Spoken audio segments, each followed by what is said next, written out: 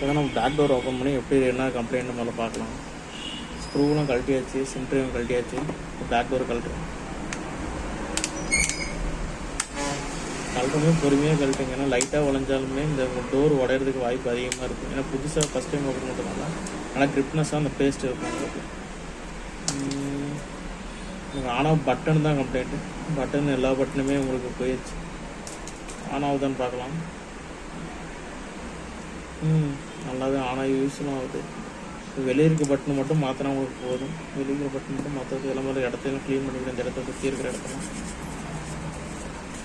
ஏன்னா பழைய டஸ்ட்டெல்லாம் உங்களுக்கு அப்படியே இருக்கும். ஏன்னா சேர்த்து இதுக்கு ஓப்பன் பண்ணப்போ ஃபஸ்ட்டு நாமளே ஓப்பன் பண்ணுறோம்.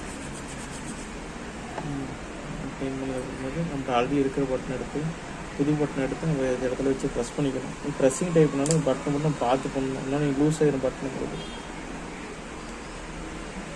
வால்யூம் செட்டை மாற்றிக்கலாம். கழட்டும் போது அதே மாதிரியே பிரச்சனை இருக்காது.